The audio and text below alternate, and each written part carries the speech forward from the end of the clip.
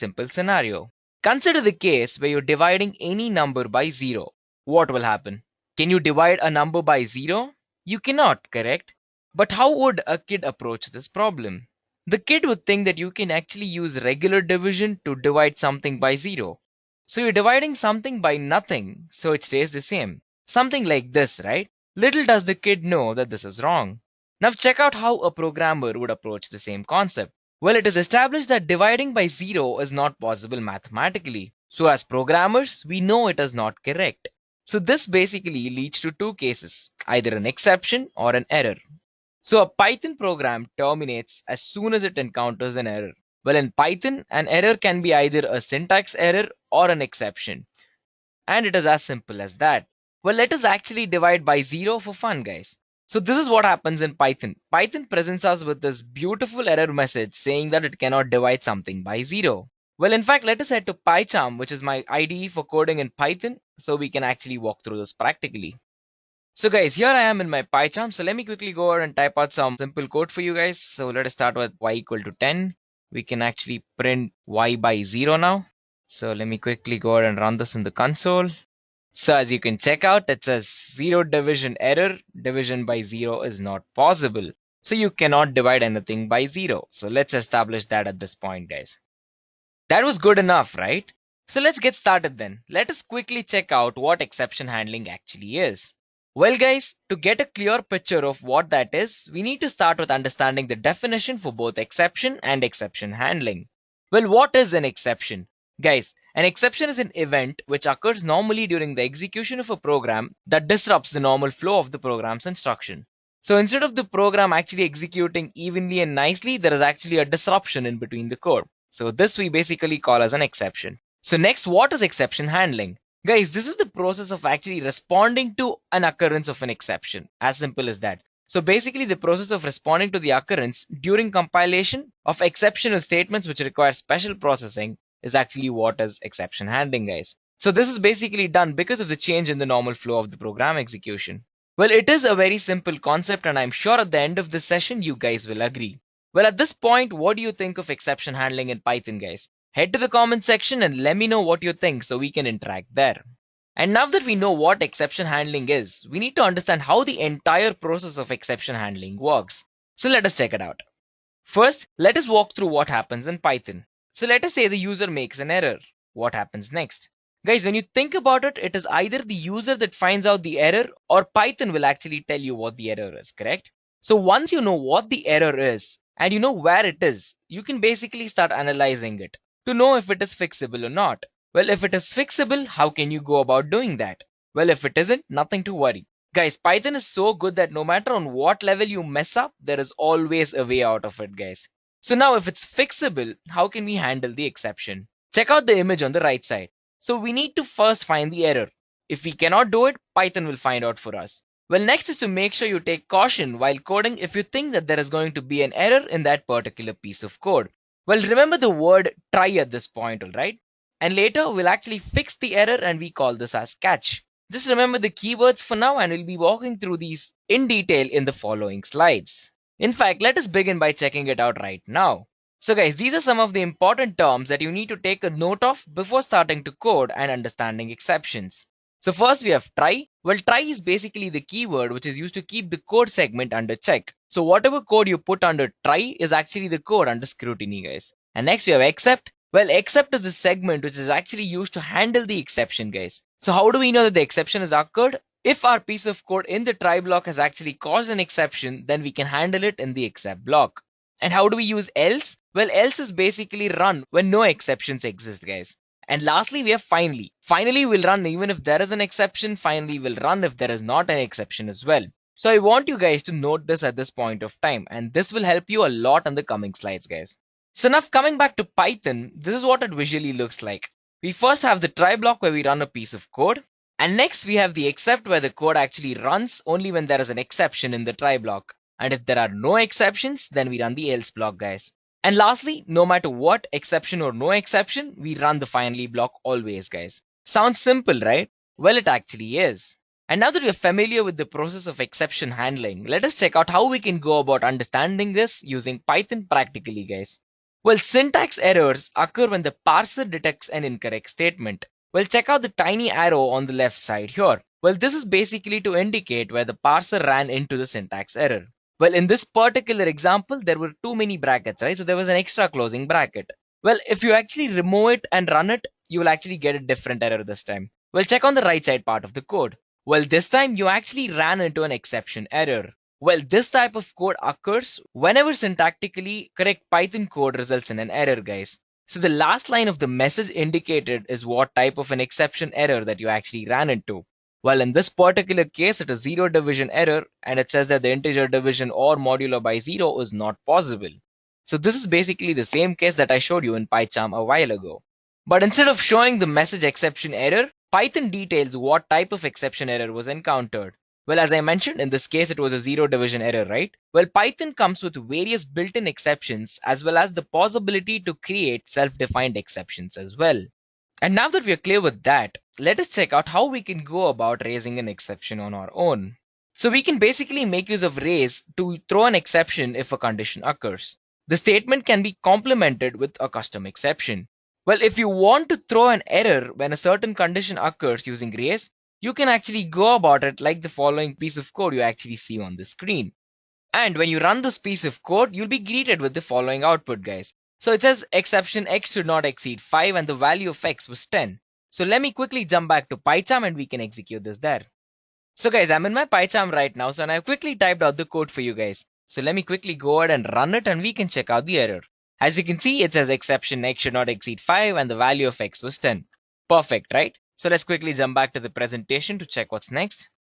So the program basically comes to a halt and displays our exception to screen, right? So this basically offers clues about what went wrong. And now that we're clear with that, we can actually proceed to checking out the assertion error, guys. So instead of waiting for a program to crash midway, you can actually start by making an assertion in Python. Well, we assert that a certain statement is actually met. And if this condition turns out to be true, then excellent, the program can continue. But if the condition turns out to be false, you can have the program to throw an assertion error exception for you guys. Well, have a look at the following example on your screen. Well, this is basically where it is asserted that the code can be executed in a Linux system, guys. So if you run this code on a Linux machine, the assertion passes. If you were to run this code on a Windows machine, the outcome of the assertion would be false. And what would happen? Well, definitely the result would be something like this, right? So it would basically present us with an assertion error and says that this code runs only on Linux, right? So I'm using a Windows desktop in this particular case. So let me quickly open up my PyCharm and then we can actually run this piece of code to check out our exception, guys. So I'm back in my PyCharm and I've typed out the code, guys. So let me quickly go ahead and run this. As you can check out, since this is a Windows machine, it says this code can run on Linux only. But this particular case, this assertion would be true if you were actually running this on a Linux machine, guys. So if any of you guys are using Linux machine, make sure to try it out. And on that note, let's quickly come back to the presentation, guys. Well, in this particular example, throwing an assertion error is the last thing that the program will do. The program will definitely come to a halt and it will not continue, guys. But what if that is not what you want? What if you want something different from this, or that you want the program to continue while displaying an exception for you guys? Well, now that we actually have a fair idea about how we can go about understanding exceptions, let us dive right into the heart of exceptions now. Yes, I'm talking about the try and except block, guys. So basically, the try and except block in Python is used to catch and handle exceptions. Well, Python basically executes code following the try statement as a normal part of the program. The code that follows the except statement is the program's response to any exception in the preceding try clause, guys. Well, as you saw in the earlier example that I actually showed you, when syntactically correct code runs into an error, Python will throw an exception error. And this exception error will actually crash the program if it is unhandled, guys. So the except clause determines how your program responds to these exceptions, guys. So instead of actually crashing our program, we can actually tell Python what to do when this particular exception occurs. We'll check out the following function, guys. So this function can basically help us understand the try and the except block. Well, the Linux interaction function can only run on a Linux system. The assert in this function will actually throw an assertion error exception if you're using it on any other operation system apart from Linux. Well, we can actually give this a try in PyCharm, so let me quickly open up that. So guys, I'm quickly here in my PyCharm, so let me quickly go ahead and select this and run it. Well, this won't say anything right now because, well, if it was actually a Linux platform, the message would have been printed, right? So let's quickly jump back to the presentation. So basically, if we run the tiny piece of code you see on the bottom, the way we actually handle the error in this particular case is because we gave out a pass, right? Well, if you were to actually run this code on a Windows machine, you would get the following output, which is already on your screen, right? So it is a blank output. You get nothing. Well, the good thing here is that the program actually did not crash, but it would be nice to see if some sort of exception occurred when you actually ran your code. Well, to this end, you can actually change the pass into something that would generate an informative message like this. Check it out. So let me quickly go ahead and run this in PyCharm. Well, as you can check it out, it says the Linux function was not executed, right? So basically this happened because I am on a Windows machine, guys. So let's quickly go back to the presentation. And guys, when an exception occurs in a program running this particular function, the program will continue as well as inform you about the fact that the function call was not successful. Well, what you did not get to see was the type of error that was actually thrown as a result of this function call, guys. So in order to see what exactly went wrong, you would need to catch the error that the function threw. Well, check out this particular piece of code I have for you guys. So here is basically where we actually capture the assertion error and we print the output message to the screen. So we have a try block, we have the same function, and we have except as error, right? So we're going to print what type of an error it is followed by a message for us, right? So running this particular case on a Windows machine will actually give us this following output, guys. So it says function can only run on Linux system, and whatever you have chosen in the print block is actually being printed for us. So let me run this in PyCharm. So as you can check it out, we have the message printed, right? So it was the same as I told you. So it was the same message as I told you before. So heading back to the presentation. Well, in the previous example, we actually called a function that we wrote ourselves, right? And after that, when we actually executed the function, we caught the particular assertion error exception and then we printed it on the screen. Well, I have for you another example where you actually open a file and use a built-in exception, guys. In fact, let us dive into PyCharm and we can actually run this and we can come back and take a look at the output. So guys, I actually came into PyCharm and I actually ran that particular piece of code. Why does it say could not open file log? Well guys, basically if the file.log does not exist, the block will give you this output, right? So it says the file could not be opened. Well, this is an informative message and our Python program is actually still able to continue to run. It has not crashed, right? Well, actually in the Python documentation, you can see that there are a lot of built-in exceptions that you can make use of. And here is one exception that I have for you guys that you can check it out. So it's the exception file not found error, right? So basically this is raised when a file or directory is requested, but that doesn't actually exist. And this is just one among many that Python offers to us, guys. Well, to catch this type of an exception and to print it on the screen, we would actually use this following piece of code, guys. So in the try block, we're actually going to open it as file and we're going to read something present in it, guys. We're going to accept it by pushing a file not found error as an object, and later we actually end up printing that object, right? So let me quickly go into PyCharm and we can check it out. Well, as you can check it out, we have error number 2, which says no file or directory, right? So it's perfect. Well, you can have more than one function call in your try clause actually, guys, and anticipate catching various exceptions as well. Well, a thing to note here is that the code in the try clause will actually stop as soon as an exception is encountered. But there is one important thing that I want you guys to note down is that while catching an exception, it basically hides all of the errors, guys. Well, definitely there are some unexpected errors in your program, right? When you're catching an exception, and even these are completely hidden from you. Well, this is why basically you should avoid using bare except statement clauses in your Python programs, guys. So instead, basically what you can do is you can refer to the specific exception class that you want to catch and then handle those particular exceptions, guys. So look at this following piece of code I have for you. So here basically you first call the Linux interaction function and then later actually try to open a file, guys. So let us quickly jump into PyCharm and we can actually check it out.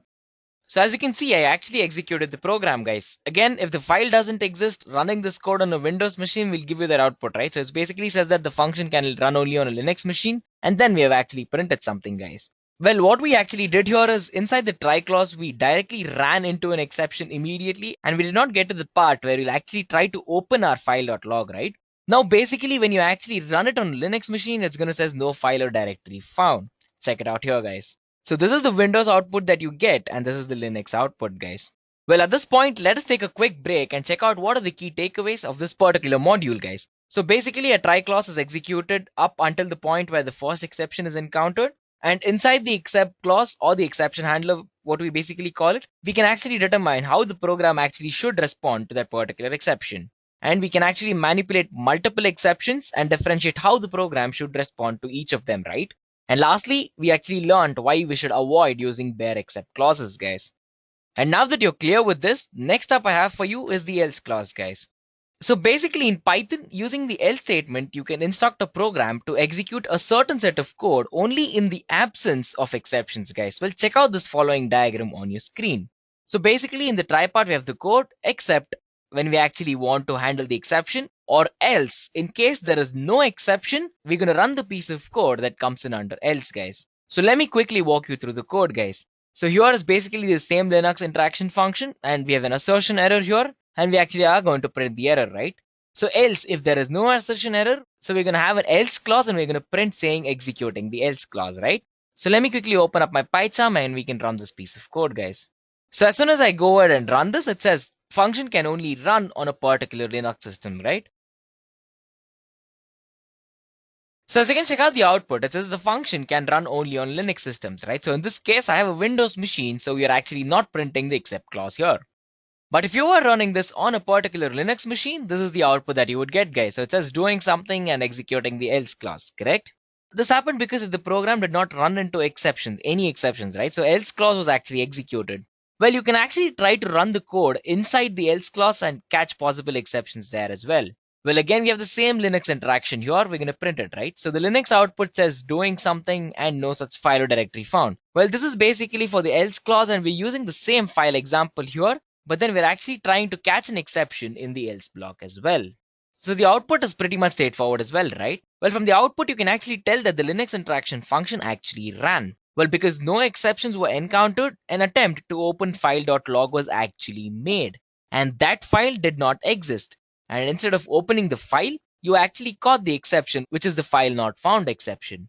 Pretty simple, right? And I hope you guys are clear with all of the concepts that we discussed until now. And next up, we need to check out how we can actually use the finally clause, guys.